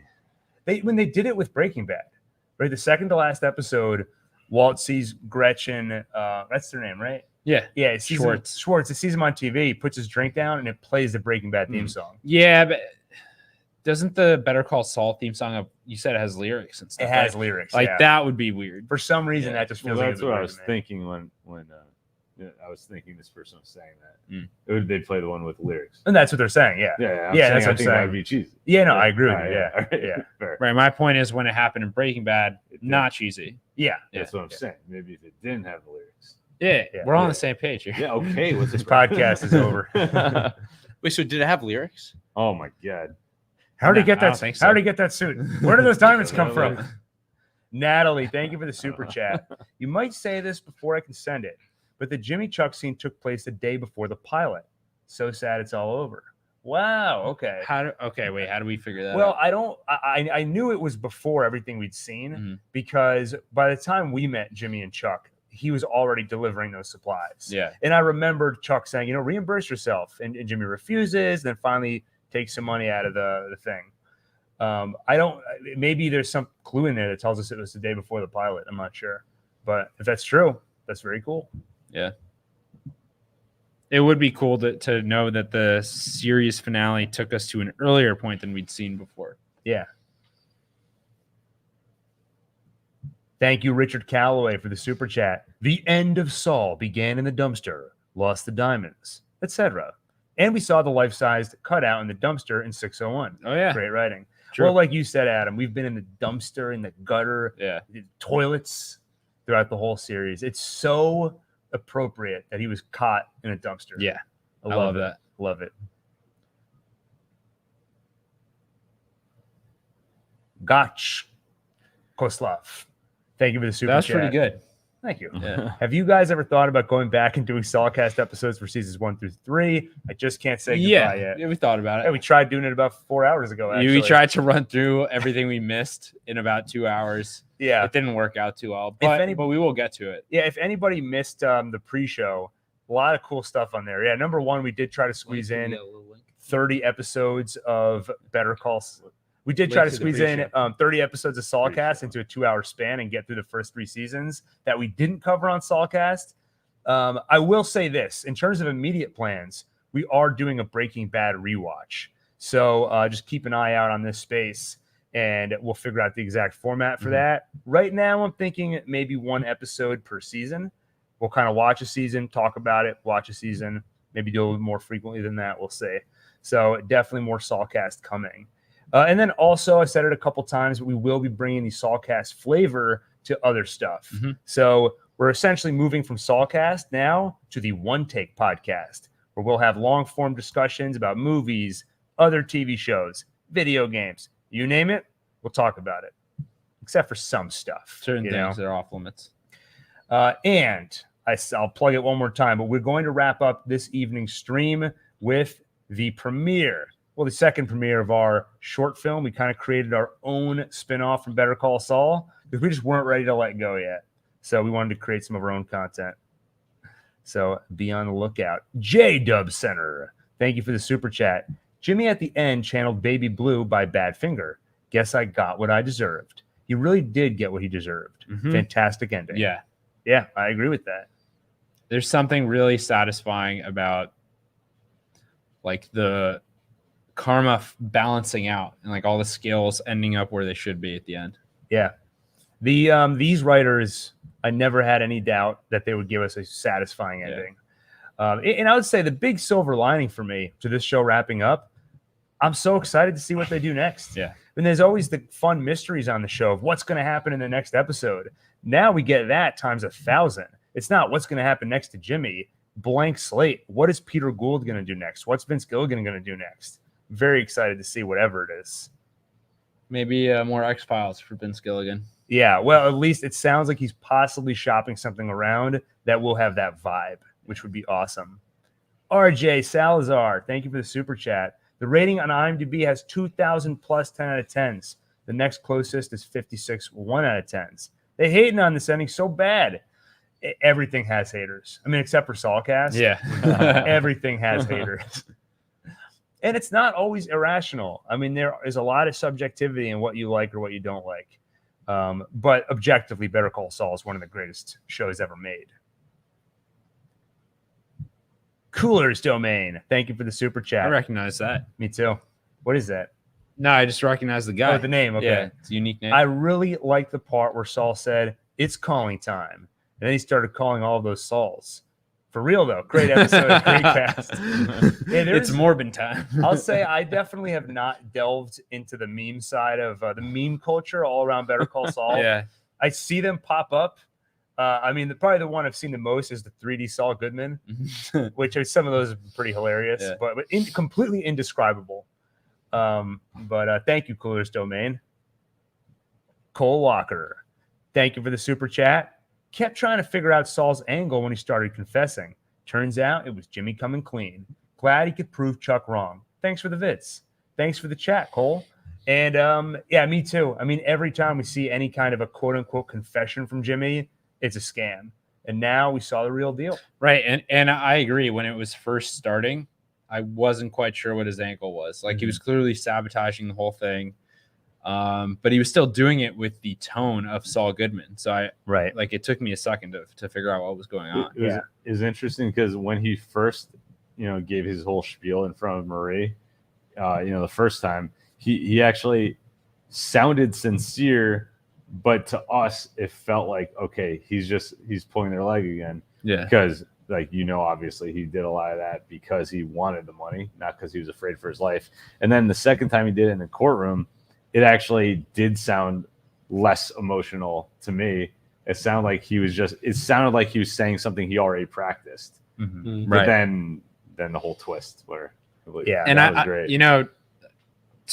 You made the point about like how he's kind of doing it not out of fear the way he described in the first case with Marie there, but in large part for money. I thought that was interesting because the money hasn't been a big focus of the show. We never really see him indulge in it except for in like the future when we see his future home and everything. And even that, he's not like enjoying it. And yet when he's speaking with Mike, like his focus is on the money. Right. I think he doesn't totally get why he's doing this, but knows that the money is a natural outcome. So it's easy to just grab onto it. It's like the money. That's like how you keep measure. score. Yeah. That's points. That's how he knows if he's winning. Exactly. Yeah. Yeah, I think I said it earlier, but I think these writers really care about what they're saying on the topic of morality. So I think they were very purposeful in not romanticizing Saul Goodman at all. You don't get to see him enjoy his riches. Yeah. And to the extent you see his riches, it's a total turn off. It's like tacky kind of stuff. It's tacky kind of stuff, and it is presented as a facade, covering up trauma. And you end up not wanting to see him as Saul. Right. Cautionary tale. Never be Saul Goodman. Daniel, I know you were thinking about it. In a world of Saul Goodmans, be a Jimmy McGill. That's right. Or Gene. Well, no, Gene threatens old people. Yeah. By the way, this last confession was still a scam. He never stopped scamming. He was scamming to steal Kim's heart. It's true. But she gave it to him willingly. That's how all cons work. Yeah, that's a good point. Oregon Investor.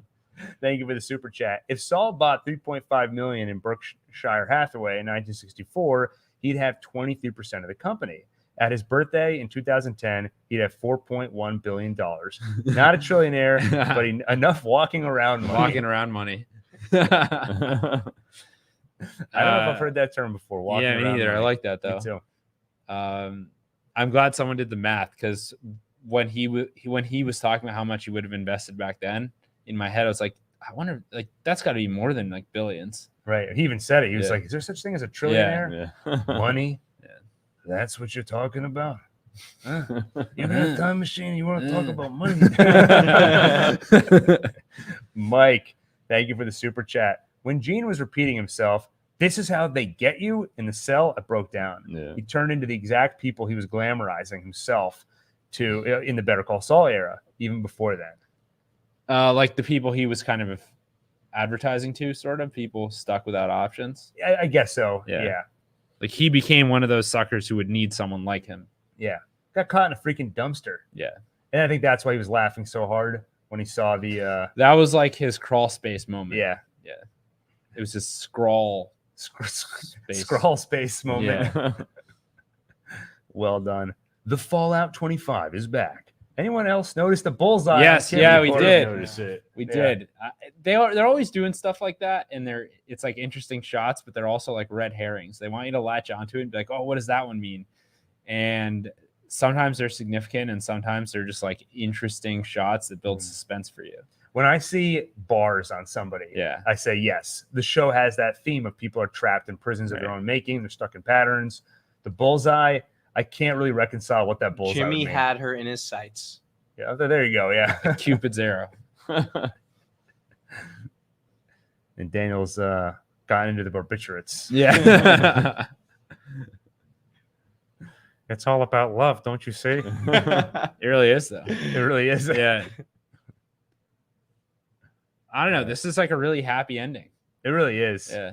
I mean, it's happy, but I didn't walk away feeling like a super happy. I But kind of did. I feel think I was super happy content. about it right now. Yeah. I don't know. I so badly wanted the end of a relationship is a really like sad thing, even sometimes when it's a bad relationship. Mhm. And this one especially felt so special to me, and I was so attached to it after all these years, and it only grown. Like we talked about this before, but in the beginning, Kim wasn't even that major of a character, and so she like snuck up on me Yeah. in terms of how much I loved seeing them together. And they made it seem almost impossible that could ever be the case. Yeah. And it was years later, and I was still holding on to hope, and I've been talking about it for weeks now, Mhm. and I actually got it. I mean, Yeah. you So I'm happy. do realize they're not going to be together. In what sense? Like, I mean, in a real relationship. What is he talking Where about? were you? Yo, tell me, what's he They talking don't- about? No, I think they can have a real relationship. It's just going to be a little different from normal. Adam's Hey, thinking, they can Jimmy's write out of jail in letters 7.5 years. They'll get back together. Yeah, I hate to yeah. break it to you, Yeah, he's only in jail for like years, less than 10 but years. Yeah.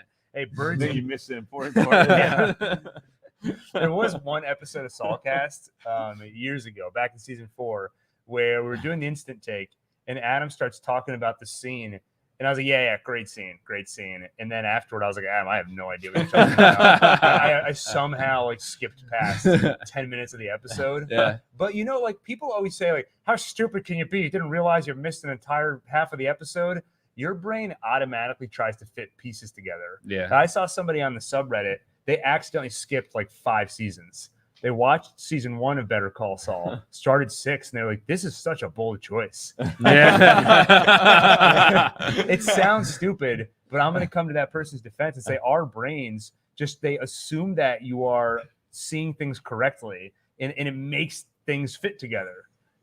Yeah. Well, there's all someone commented recently where they like accidentally had the screen paused on like Oh, Gene yeah. just sitting staring at something for 2 minutes, and they thought like, "Wow, what a crazy scene! Like, what an What a interesting scene." bold choice. Yeah. I saw a comment in there that was like, "So what show is better, this or Breaking Bad?" Now, maybe this is just the recency bias, but we've been saying it for years now. I think this is better. Yeah, actually, on the first ever episode of Saulcast, you wanted it to be Yeah. a bombshell. You're like, "Gil, what's better, Breaking Bad or Better Call Saul?" Yeah. And there was a long dramatic Yeah. pause, and I was like, "Better Call Saul." And then I said, I agree. No, but at the time though, you had just started learning how to. Oh, edit. I used this stupid editing thing. Yeah. Yeah. So he used a thing that automatically removes all the pauses. Yeah. So instead of a dramatic pause, it was, "Which show is better, Breaking Bad or Better Call Saul?" Better Call Saul. Yeah, me too. I agree. And I was like, wow, it removed all the tension from that. Yeah. I would say, and I said this right before we started recording, I think Better Call Saul is the greatest TV show of all time. I might Yeah. agree with you. Yeah. I mean, I can't think of a better one. I haven't seen I've only seen 2 episodes of Succession. Oh my God. I haven't finished The Sopranos yet. House of the Dragon's about to start. Game Yeah. of Thrones was. If it was Yeah. just seasons 1 through 4, it'd be a contender. Yeah. But still, Better Call Saul would be better because I care more about it. Yeah. I'm very sad that this show is over. I would say, too. I mean, for me personally, I don't think I've ever, since some shows in my childhood, which you can't really compare to, because in your childhood, it's not really about quality. It's just about what you discovered at the right time and got Yeah. hooked on or whatever. In my adulthood, I don't recall ever connecting with a show as strongly as I have Better Call Saul. I mean, I loved Breaking Bad and recency bias and everything, but at least for me personally, it's got to be probably my favorite show. Someone pointed out a continuity error. No. Yeah. Chuck's house was intact and they were inside of it talking. Wow. When we saw it get destroyed in a previous episode. What idiots these writers. Yeah.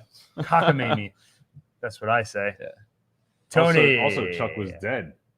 That too. Yeah, how'd they But miss you can that see one? past little things Yeah, like that's a that. good You know? point. Yeah, my bad. Symbolism. Thank you for the super chat, Tony. Ever wonder why no one ever tried to pass blame on Jack and his gang to get themselves cleared? Less believable lies have been told in this universe. Yeah, you know, they really didn't. I mean, they didn't talk about them at all, except indirectly talking about the prison thing where they kill all the people in jail. Yeah. That was actually clever of Saul, the way he painted everything that way. Yeah. That was pretty clever. Yeah.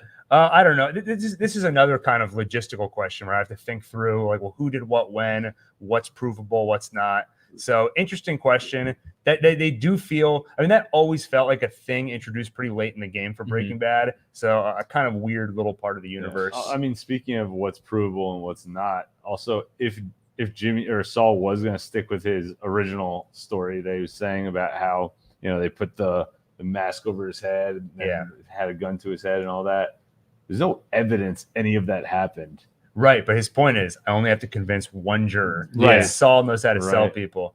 He's like, and then I was sitting there and I said, it wasn't me. It was Ignacio. And we've heard it a million times. Yeah. No, it was Ignacio. We got it. There was a Jesus. chat once that said like that was you like at a bar like or something talking. Gil on his first date. Yeah, yeah. And then he said, it wasn't me. It was It was Ignacio. Ignacio. And then we met a guy named Nacho who was Ignacio. Yeah.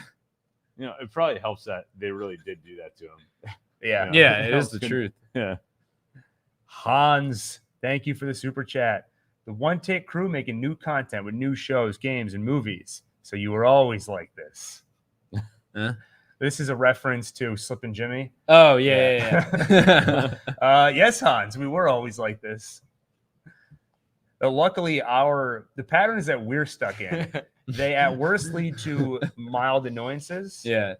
And other stuff. In short films. But they also lead to great content. Yeah.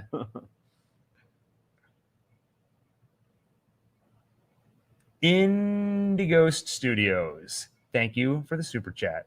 Found in dumpster equals bottom of criminal career. Dumpster in legit career equals big sandpiper dollars, legitimate heights. Yep. Hashtag irony. Hashtag Charlie Hustle. Yep. Long live Saulcast.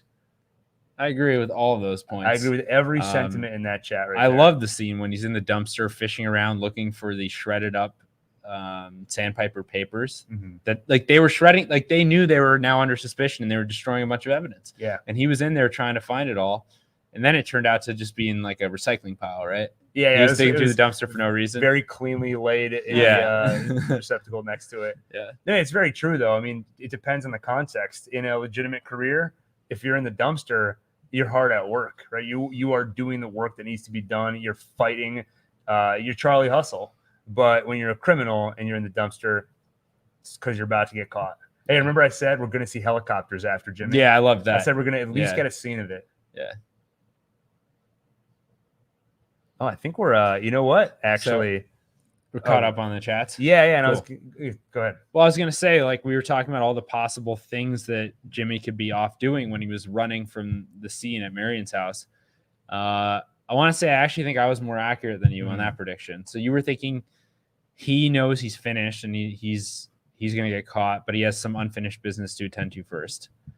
I thought that was definitely very likely, but my first thought was he's probably going to try to get to Ed the Disputer again. Yeah. And you were 100% And the diamonds right. were his insurance. Like that's what he would trade for, the 200,000, whatever that it costs. What a fool! Just the way he was talking to himself inside the dumpster. Yeah. Just They'll making never all find noise. me in here. Yeah. Well, I think they knew he was there already. I don't think Yeah. the talking is what tipped them off. Yeah. I agree. But I agree. It was very Well, it was very cartoonish. which fits the character perfectly. Yeah, Knocks 100%. everything out of his hands. Do we want to have a little quiet toast? celebration here? Okay, everybody at home, this has been quite a ride. Yeah. Not just Saulcast, but Better Call Saul. Like, what an incredible series. There's so few shows that you can talk about in this manner. So many shows are about what's going to happen next. Are the Cylons coming back? I actually love Battlestar. But it's about mystery and it's about the plot. But there's so few shows where you can just take Jimmy McGill and talk about this character. So much discourse around these people. And what's going on over What there? if Chuck and Marion had sensual relations in the late 60s / early 70s? All right, continue. Let me. Sorry, I ruined it. Basically, what I want to say sentimental moment. is I think we should all take a moment to celebrate. So here at Saulcast, we're going to pop some champagne. We're each going to have Don, you're going to have a glass? I'll pretend to. Okay, perfect. I'm not old enough. We're going to pour some champagne. I recommend everyone at home either do the same thing or find some way to celebrate. Grab your favorite second best lawyer mug, fill it with your favorite beverage. Or just look at a loved one, smile at them. Yeah. You know? Shoot them a couple finger drink guns. something. Yeah. Waters. If you have something handy, let me hand these glasses out. Or we'll pour them and then pass one on. Good idea. And then while we do that, I'll read a couple more of these chats that came in. Christopher Flowers. Thank you for the chat. That's Saul, folks. Good night, and thanks for the ride. Well done at fitting in at least 2 references to Better Call Saul in that chat right there. And yeah. And before people sign off for the night, we do also have another special thing we're going to share with That's everybody. right. Yeah, we showed it in the pre-show, but I know a lot of you here haven't seen it yet. But you know, it doesn't sit right with me that there's no more Better Call Saul after tonight. So we took the reins, we took matters into our own hands, and we created something ourselves. And should I give a tease about? Come here for a second. Yeah. I will say this. There is a character who appears in this, an actor from Better Call Saul reprising his role in character and appears in this, which I think makes it canon. Yes. Yeah, we can't officially say that, but I think that. Who says we can't? I don't know. I just keep assuming I think we can. Yeah, It's canon. They're going to draw us up on charges. You're going to be sharing a cell with Saul Goodman. A toast to Better Call Saul. Wait, let me just say one thing. Yeah, that's going to premiere shortly. We're going to show it again right here before the night ends. Okay, go ahead, Adam. A toast to Better Call Saul, all the listeners out there, everyone who came together to make this not just the best TV show of all time, but the best TV experience of all time. Yeah, I 100% second that. Yeah, I'm getting emotional. Good. Yeah. It's about time. This is the moment where Adam finally has his courtroom confessions. That's right. Here we go. We're about to pop the champagne. Yeah.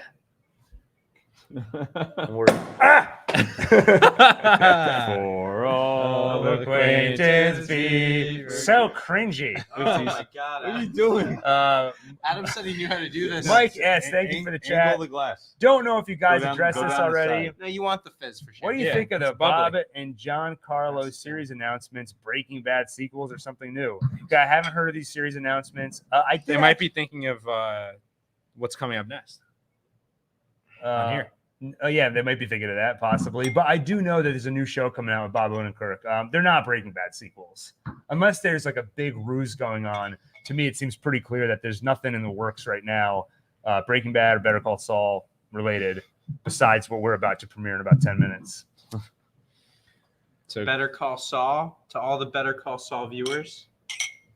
Gil, you want to all of you Yeah. out there, to all the people who helped create the show. Yeah.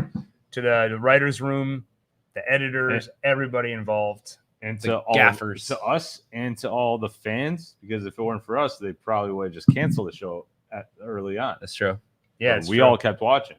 Yeah, it's kind of like with Saulcast. Like if you all didn't have ears, then our lips would be worthless, and their writers' pens would have no use if there weren't an audience in place. That's true. Right? Couldn't have put it better myself. And I'd like to give one final just appreciation for the character of Kim, who I think was like just blew everyone away these last couple episodes. Yeah, deserves extra attention. Deserves a spinoff. Yeah, All right. I just don't know. I don't know what it'd be about. But, Okay. all right, here we go. Cheers.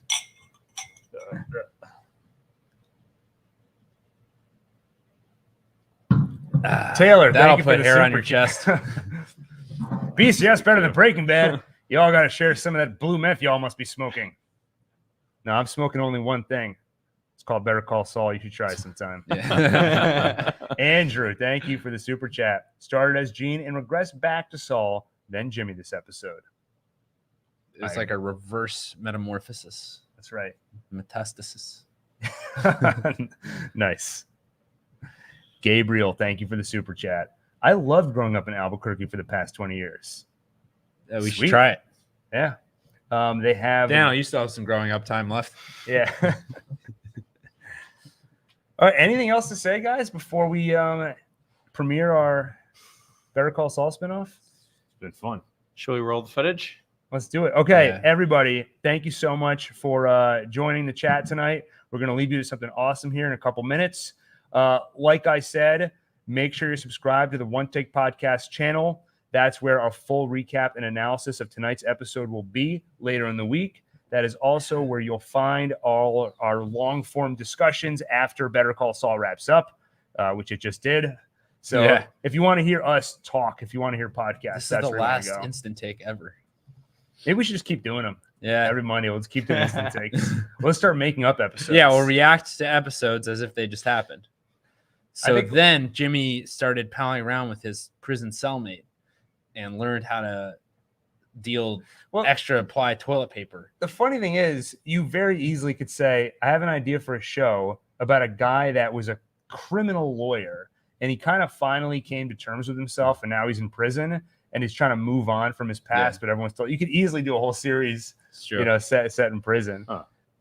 We should do it. Sage, thank you for the chat. Thanks for the videos. Saul Goodman. Sage, thank you for watching the videos. Yep. Okay, last thing before we roll the footage.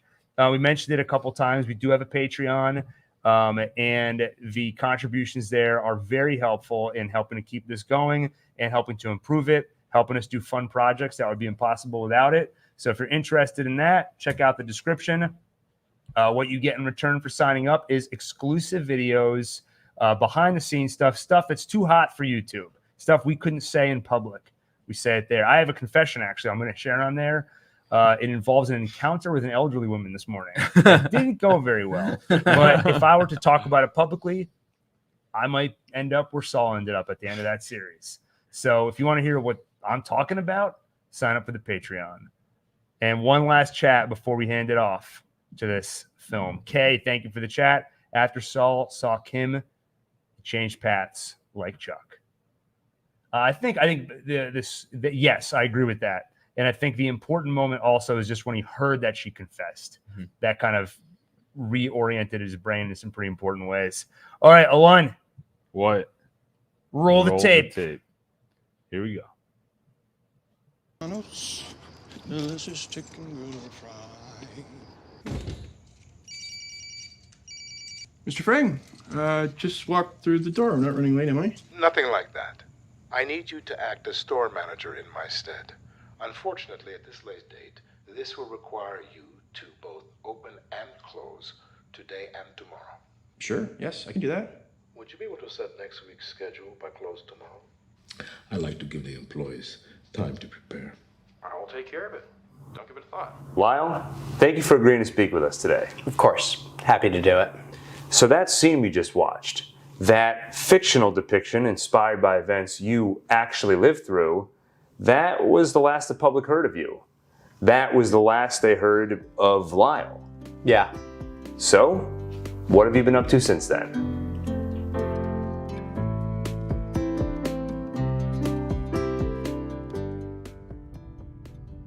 In 2010, the largest meth manufacturing operation in U.S. history came crashing down. But the most interesting part of that story wasn't told in full until 2012, with the publication of Skylar White's biographical account, Breaking Bad, From Mr. Chips to Scarface. The story of high school chemistry teacher turned meth kingpin, Walter Hartwell White, was so compelling, it was simultaneously produced as a TV miniseries that same year.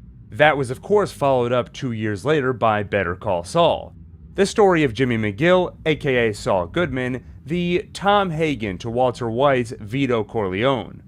In this series, I'm doing my best to track down survivors of the harrowing events surrounding the rise and fall of Heisenberg. As you've seen, today we're speaking with Lyle. So, what have you been up to since then? Well, a lot of different things, I guess. Are you still working in food service? No. I tried that for some time, but once you've worked for Mr. Fring, there's really no one else who can compare. You're, of course, talking about Gus Fring. Yeah. Must have been quite a shock to hear of his passing. Yeah. Especially the way he passed. You saw the scene. You could you could see his brains through the side of his face that got blown off. And he adjusted his time before he died. So he must have still been alive and probably suffering tremendously. You really respected Mr. Fring, huh? Yeah. When I visited your home, I couldn't help but notice the photo. Even after all the drug stuff, you still remember him fondly. Mr. Fring was an honorable man. He looked out for us. Honorable? Really? All right. Remember this? I will kill your infant daughter. That's TV. They exaggerate. Okay. What about this?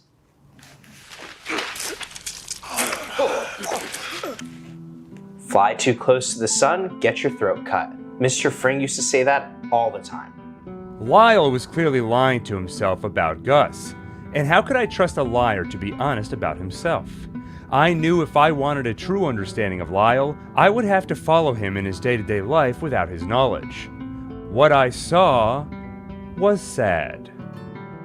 He clearly pined for the good old days.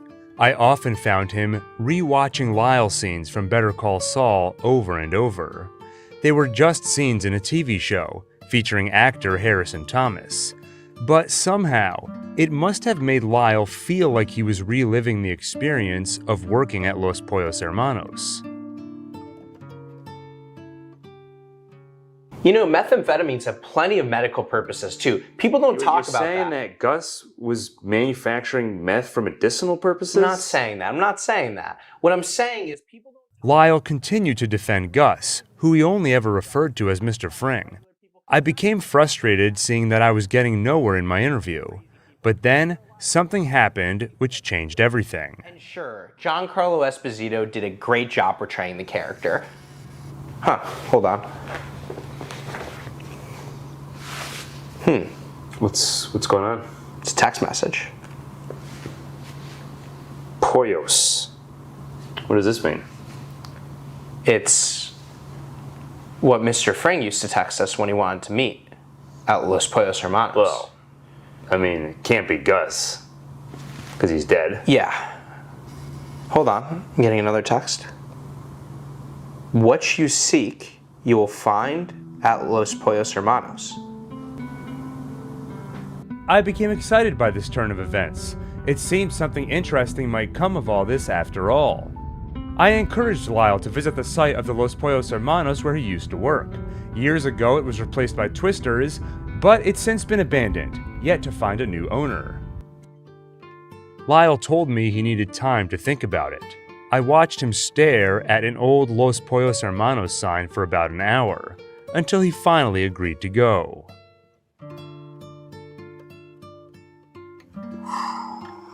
Well, she ain't what she used to be. Let's get a closer look. Yeah. What is this? Looks like a letter. Probably meant for you.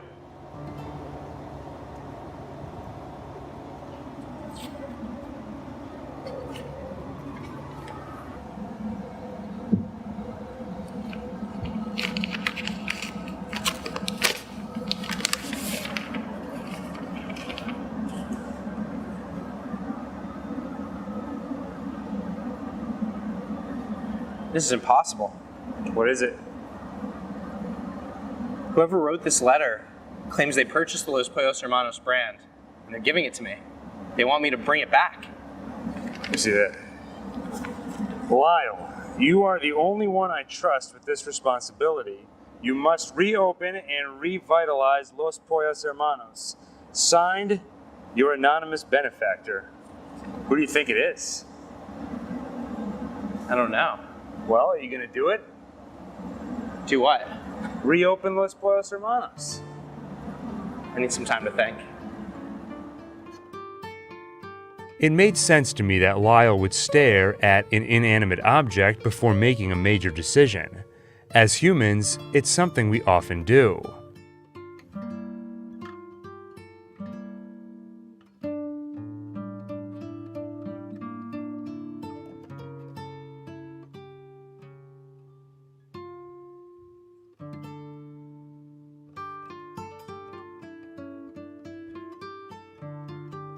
After several more hours of staring at the sign, Lyle finally agreed to reopen the restaurant.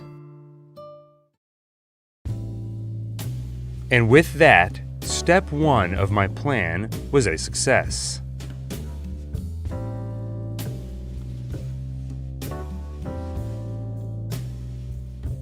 Lyle now had the rights to the Los Pollos Hermanos name. Next, he needed a location.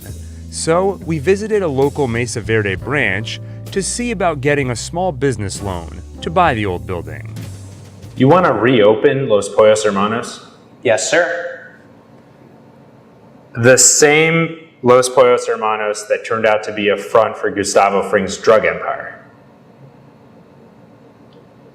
Well, the thing you should think about. Once Lyle went on another rant defending the medicinal qualities of methamphetamines, I knew there was no chance he would be given the loan.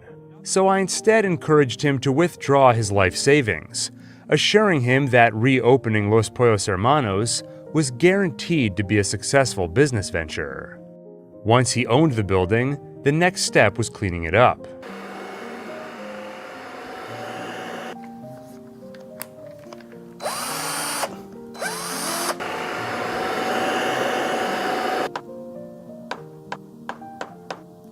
It was a lot of work for one man, but I knew Lyle could do it.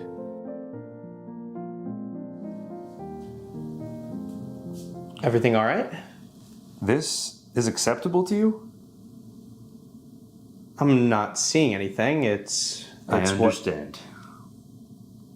You know, now that I look closer, yeah, maybe I see, maybe, yeah, okay. I will take care of it. All right. Sorry about that. Sorry. Lyle, great job. I'm really proud of you. Thank you, sir. For the first time since I began filming, I saw Lyle smile, which almost made me feel bad for what I had to do next.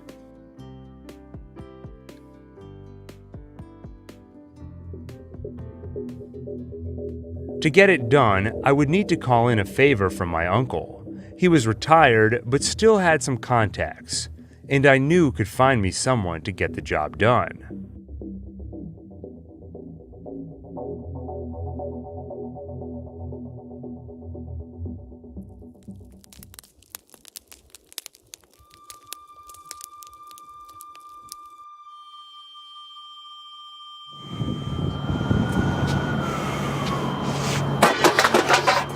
Lyle, calm down, Lyle.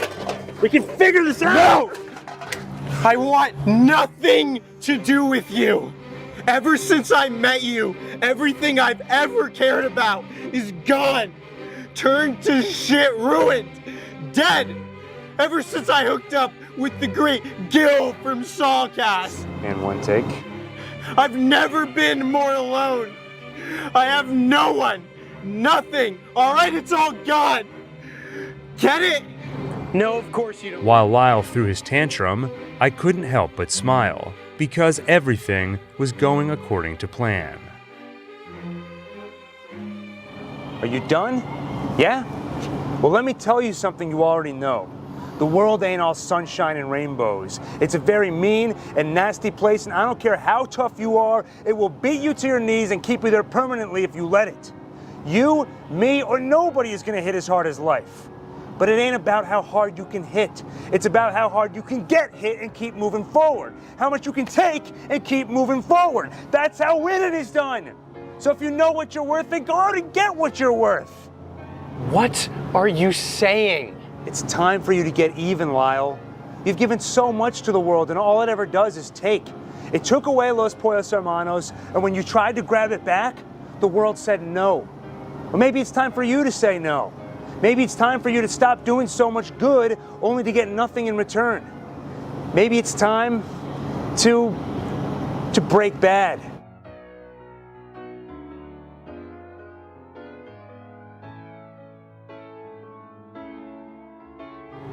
What are you talking about? I'm talking about a spin-off. What? Think about it. Breaking Bad was a masterpiece. Better Call Saul was a masterpiece. The fans want more. I want more. But Peter Gould and Vince Gilligan said they would only come back if there was more story to tell. Lyle, you and I can give them that story. You planned all this? You're the anonymous benefactor. You sent the text. And you... Burned down Los Pollos Hermanos? Yeah. I knew once you had a taste of your old life, you wouldn't be able to walk away again. You need Los Pollos Hermanos. But what are you going to do? You don't have any money. How are you going to afford rebuilding the place again? You're insane. You need money, Lyle. How are you going to get it? I'll find a way. Just like you've been finding a way these last years since Pollos crumbled the first time, I don't think you will find a way, Lyle. But you don't have to. I already have. What are you talking about? What have you done? Over the last 5 years, I've been pulling strings, pitting one gang against another, and systematically rebuilding Albuquerque's underground drug empire. The cartel is back, Lyle. All they need is a front, a legitimate business to cover up their operations in the one place no one would ever think to look. Los Pollos Hermanos, rebuilt, revitalized. No one would think anyone is crazy enough to use the same front twice. Everyone will think, this time, it's gotta be legitimate. I asked my lawyer, he agrees with me. They're waiting for you, Lyle, and they're ready to pay. All you have to do is say yes. And Pollos is back on the menu. Just ask yourself, what would he want?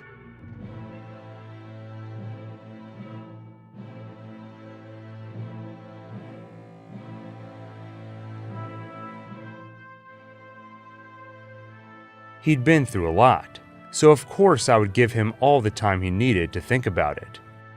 But in the end, I was sure he would make the right decision.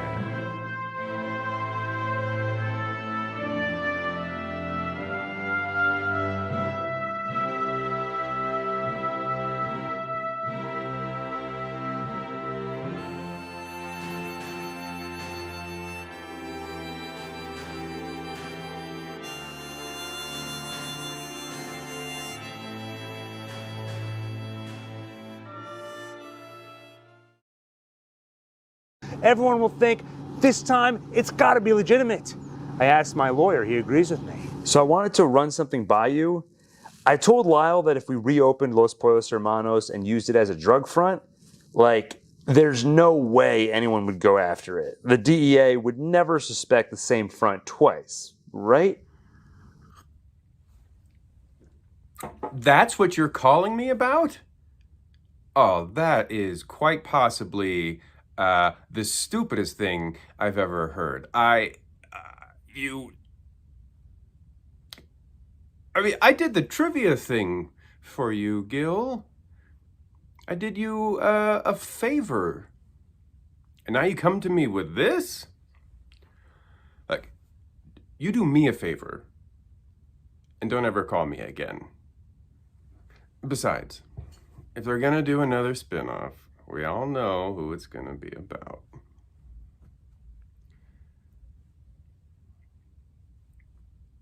Kim Wexler.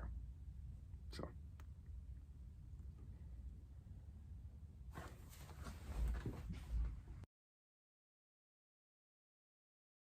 And with that, step one of my plan was a success.